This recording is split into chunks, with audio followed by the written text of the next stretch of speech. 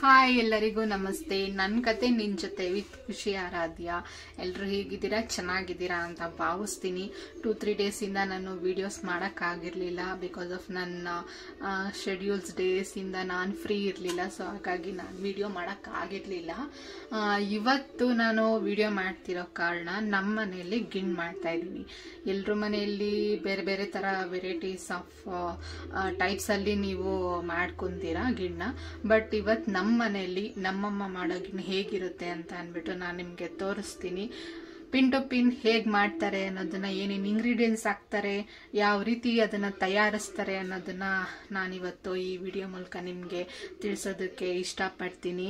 ಬನ್ನಿ ಬೇಗ ನೋಡ್ಕೊಳ್ಳೋಣ ನಮ್ಮಮ್ಮ ಏನೇನು ಹಾಕಿ ಯಾವ ರೀತಿ ಮಾಡ್ತಾರೆ ಅಂತ. ನಮ್ಮ ಮನೇಲಿ ಗಿಣ್ಣು ಎಲ್ಲರಿಗೂ ತುಂಬ ಇಷ್ಟ. ನಿಮ್ಮ ಮನೇಲಿ ಎಲ್ರಿಗೂ ಇಷ್ಟ ಆಗುತ್ತೆ ಅಂತ ನಾನು ಭಾವಿಸ್ತೀನಿ. ಯಾಕಂದರೆ ಸ್ವೀಟ್ ಅಂದರೆ ಕೆಲವ್ರಿಗೆ ತುಂಬ ಇಷ್ಟ ಆಗುತ್ತೆ, ಕೆಲವರು ಸ್ವೀಟ್ನ ಇಷ್ಟಪಡ್ದಲ್ಲೂ ಇರ್ತಾರೆ. ಸೊ ಅದ್ರಲ್ಲಿ ನಾನು ಒಬ್ಳು. ನಾನು ಜಾಸ್ತಿ ಸ್ವೀಟ್ನ ಇಷ್ಟಪಡಲ್ಲ. ಸೊ ಹಾಗಾಗಿ ಬಟ್ ಗಿಣ್ಣು ಅಂದರೆ ನಮಗೂ ಇಷ್ಟ. ಸೊ ನಮ್ಮ ಮನೇಲಿ ನಮ್ಮಮ್ಮಗೆ, ನಮ್ಮ ಹಸ್ಬೆಂಡ್ಗೆ, ಲೈಟಾಗಿ ನನಗೂ ಇಷ್ಟ ಆಗುತ್ತೆ. ಸೊ ಜಾಸ್ತಿ ನಮ್ಮಮ್ಮ ಮತ್ತು ನಮ್ಮ ಹಸ್ಬೆಂಡು ಇಷ್ಟಪಡ್ತಾರೆ ಗಿಣ್ಣ. ಸೊ ಸ್ವೀಟ್ ಅಲ್ವಾ, ಸೊ ಅವ್ರಿಗೆ ಸ್ವೀಟ್ ಅಂದರೆ ತುಂಬ ಇಷ್ಟ. ಸೊ ಹಾಗಾಗಿ ಈ ಸಿಚುವೇಶನಲ್ಲಿ ಅಂದರೆ ಹಳ್ಳಿಗಳ ಕಡೆ ಸ್ವಲ್ಪ ಹಳ್ಳಿ ಎಲ್ಲ ಕಡಿಮೆ ಆಗ್ತಿದೆ ಆ್ಯಕ್ಚುಲಿ ಹೇಳಬೇಕು ಅಂದರೆ. ಸೊ ಹಾಗಾಗಿ ಹಳ್ಳಿಗಳ ಕಡೆಯಿಂದ ಹಾಲು ನಮಗೆ ಸಿಗ್ತಿದೆ ಅನ್ನೋದೇ ಒಂದು ಗ್ರೇಟ್ಫುಲ್ ವಿಷಯ ಅಂತಲೇ ಹೇಳ್ಬೋದು. ಯಾಕೆಂದರೆ ಇವಾಗ ಹಾಲು ಆಲ್ಮೋಸ್ಟ್ ಆಗಿ ನಾವು ಡೈರಿಲೇ ತಂದುಬಿಡ್ತೀವಿ.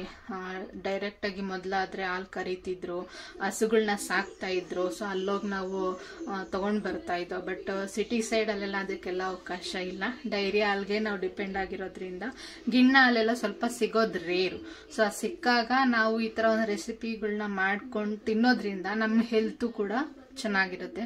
ಸೊ ಆ್ಯಕ್ಚುಲಿ ಗಿಣ್ಣು ನಮಗೆ ಹೆಲ್ತ್ ಬೆನಿಫಿಟ್ ಆಗಿ ತುಂಬಾ ಒಳ್ಳೆಯದು. ಸೊ ಹಾಗಾಗಿ ನಮ್ಮನೇಲಿ ಇವತ್ತು ನಮ್ಮಮ್ಮ ಮಾಡುವಂಥ ಗಿಣ್ಣ ಹೇಗಿರುತ್ತೆ ಅಂತ ನಾನು ನಿಮಗೆಲ್ಲ ತೋರಿಸ್ತೀನಿ. ನೀವು ವಾಚ್ ಮಾಡಿ. ಅಮ್ಮ ಇಲ್ಲಿ ಹಾಲನ್ನ ಬಾಯ್ಲ್ ಮಾಡೋಕ್ಕೆ ಇಟ್ಟಿದ್ದಾರೆ. ಅದಕ್ಕೆ ಒಂದು ಅರ್ಧ kg ಬೆಲ್ಲನ ಹಾಕಿದ್ದಾರೆ. ಹಾಲು ಮತ್ತು ಬೆಲ್ಲ ಎರಡು ಒಟ್ಟಿಗೆ ಬೇಯಬೇಕು ಅಂತ ಹೇಳಿಬಿಟ್ಟು ಸೊ ಅದನ್ನು ಇಲ್ಲಿ ಇಟ್ಕೊಂಡು ಕಾಯಿಸ್ಕೊತಿದ್ದಾರೆ. ಹೇಗೆ ಮಾಡ್ತಾರೆ ಅಂತ ಕೇಳೋಣ ಬನ್ನಿ. ಏನು ಮಾಡ್ತಿದ್ದೀರಾ? ನಾವು ಗಿಣ್ಣು ಮಾಡ್ತಾ ಇದ್ದೀವಿ. ಇದೇನು? ಇದು ಗಿಣ್ಣಾಲು. ಹಾ, ಕರು ಹಾಕಿದ ಮೊದಲನೇ ದಿನ 2ನೇ ದಿನದ್ದು ಹಾಲದು ಗಿಣ್ಣಾಲು. ಗಿಣ್ಣು ಮಾಡಬೇಕಾದ್ರೆ ಆ ಹಾಲಿಗೆ ಬೆಲ್ಲ ಹಾಕಿ ಚಚ್ಚಿ, ಬೆಲ್ಲ ಹಾಕಿ ಆ ಬೆಲ್ಲ ಹಾಲು ಚೆನ್ನಾಗಿ ಕುದಿಸ್ಕೋತೀವಿ. ಇದಕ್ಕೆ ಆಲ್ರೆಡಿ ಹಾಲ್ಗೆ ಬೆಲ್ಲ ಹಾಕಿದಿ ಪಾಕ ಮಾಡ್ಕೊಂಡಿದ್ದೀರಾ? ಪಾಕ ಮಾಡ್ಕೊಂಡಿದೀವಿ. ಅಮ್ಮ ಇದಕ್ಕೆ ಏನೇನು ಇಂಗ್ರೀಡಿಯೆಂಟ್ಸ್ ಎಲ್ಲ ಹಾಕ್ಬೇಕು? 4 kg ಹುರ್ಗಡ್ಲೆ ಪೌಡ್ರ್ ಮಾಡ್ಕೊಂಡಿದೀವಿ. 1/4 kg ಅವಲಕ್ಕಿ, ಅದನ್ನು ಹುರ್ಕೊಂಡು ಪೌಡ್ರ್ ಮಾಡ್ಕೊಂಡಿದೀವಿ. 1/4 kg ಕಡಲೆ ಬೀಜ, ಅದನ್ನು ಹುರ್ಕೊಂಡು ಪೌಡ್ರ್ ಮಾಡ್ಕೊಂಡಿದೀವಿ. ಒಂದು 50 ಗ್ರಾಮು ಏಲಕ್ಕಿ, 50 ಗ್ರಾಮ್ ಏಲಕ್ಕಿನ ಬಿಡಿಸಿ ಅದನ್ನ ಕಡಲೆ ಪಪ್ಪೊಳಗೆ ಪೌಡ್ರ್ ಮಾಡ್ಕೊಂಡಿದೀವಿ. ಎಲ್ಲ ಆಲ್ರೆಡಿ ಹಾಕೊಂಡು ಮಿಕ್ಸ್ ಮಾಡ್ಕೊಂಡಿದ್ದೀರಾ? ಇನ್ನ ಅರ್ಧ kg ಚಿರೋಟಿ ರವೆ, ಅದನ್ನ ಹುರ್ಕೊಂಡಿದೀವಿ. ಇನ್ನ 1/4 kg ಅಕ್ಕಿ, ಅದನ್ನು ಹುರ್ಕೊಂಡು ಪೌಡ್ರ್ ಮಾಡ್ಕೊಂಡಿದೀವಿ.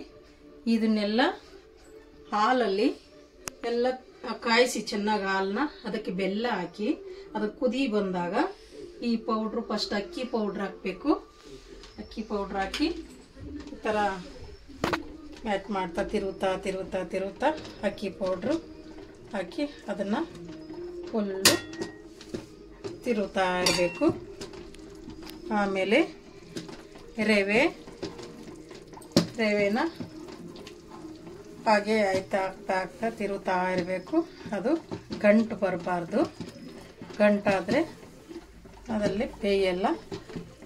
ಅದು ಹಂಗೆ ಗಂಟಾಗ್ಬಿಟ್ಟಿರುತ್ತೆ, ಬೇಯಲ್ಲ. ಅದು ಹಾಗೆ ಇರುತ್ತೆ. ಗಂಟು ಬರ್ದಂಗೆ ತಿರುತ್ತಾ ಇಟ್ಟು ಮತ್ತೆ ರವೆ ಹಾಕೊಂಡು ಕ್ಲೀನ್ ಆಗಿ ತಿರುತ್ತಾ ಇರಬೇಕು. ಓಕೆ.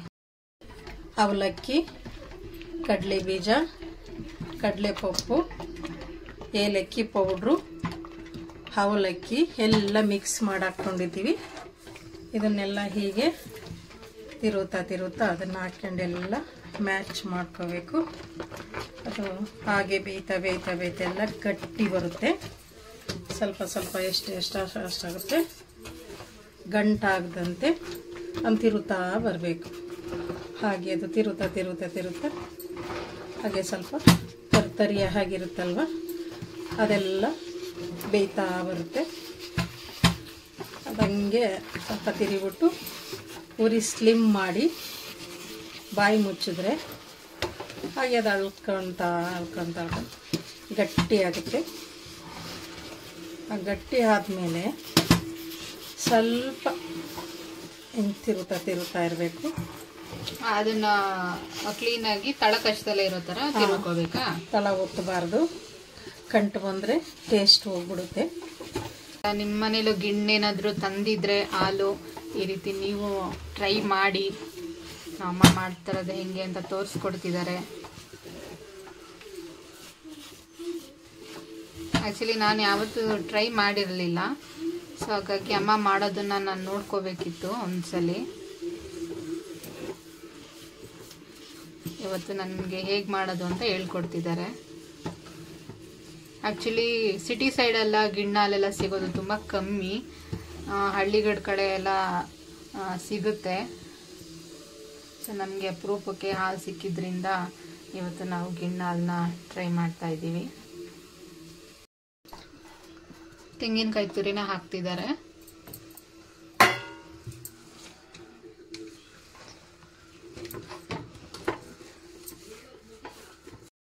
ಇದು ಇವಾಗ ಯಾವ ಹದಕ್ಕೆ ಬಂದಿದೆ? ಇದು 3/4% ಈಗ ಬೆಂದಿದೆ. ಇನ್ನು 1/4% ಇದು ಹರಳಬೇಕು. ಹಾಗೆ ಇದೆಲ್ಲ ಉಪ್ಪಿಟ್ಟು ಥರ ಹರಳಬೇಕು. ಇದನ್ನು ತಿರುವಿ ಈ ಥರ ತಿರುವಿಬಿಟ್ಟೆಲ್ಲನೂ ಗಂಟಾಗದಂತೆ ಕಾಯೆಲ್ಲ ಮಿಕ್ಸ್ ಮಾಡಿ ಇದನ್ನೆಲ್ಲ ಹೀಗೆ ತಿರುವಿ ಬಾಯಿ ಕ್ಲೋಸ್ ಮಾಡಿ, ಇದನ್ನು ಈ ಥರ ಬಾಯಿ ಕ್ಲೋಸ್ ಮಾಡಿ ಸ್ವಲ್ಪ ಒಂದು 1/4 ಗಂಟೆ ಬಿಡಬೇಕು. ಅದೆಲ್ಲ ಹಳ್ಳಿ ತುಂಬ ಮೆತ್ತಗಾಗುತ್ತೆ. ಆಮೇಲೆ ಸ್ವಲ್ಪ ಹಾರಿ ಇಟ್ಬಿಟ್ಟು ಹಾಗೆ ಅದನ್ನೆಲ್ಲ ಉಂಡೆ ಥರ ರವೆ ಉಂಡೆ ಕಟ್ದಂಗೆ ಕಟ್ಟಿ ಅದು ಎಷ್ಟು ದಿನ ಆದರೂ ಮಡ್ಕೊಂಡು ತಿನ್ಬೋದು. ಫ್ರಿಜ್ಜಲ್ಲಿ ಇಟ್ಟರೆ 1 ವಾರ 15 ದಿನ ಇರುತ್ತೆ. ಹಾಗೆ ಇಟ್ಟರೆ ಒಂದು 3 ದಿನ 4 ದಿನ ಇಟ್ಕೊಂಡು ತಿನ್ಬೋದು. ನೋಡಿ, ಈ ಹದದಲ್ಲಿ ಬೆಂದಿರಬೇಕಿದು. ಈ ಹದದಲ್ಲಿ ಬಂದಿದ್ರೆ ರೆಡಿಯಾಗಿದೆ ಅಂತ ಗಿಣ್ಣು. ಇದನ್ನೀಗ ಬಾಲ್ ಮಾಡ್ಕೊಳ್ಳೋಣ. ನಾವು ರವೆ ಉಂಡೆ ಮಾಡ್ಕೊತೀವಲ್ಲ ಆ ಗಾತ್ರಕ್ಕೆ ನಾವು ಇದನ್ನು ಉಂಡೆಗಳನ್ನ ಮಾಡ್ಕೊತೀವಿ. ಉಂಡೆ ಎಲ್ಲ ಆಗಿದೆ ನೋಡಿ. ನಾವಿಷ್ಟು ಮಾಡಿಕೊಂಡ್ರೆ ಸಾಕಾಗುತ್ತೆ. ಟೇಸ್ಟ್ ನೋಡೋಣ ಹೇಗಿದೆ.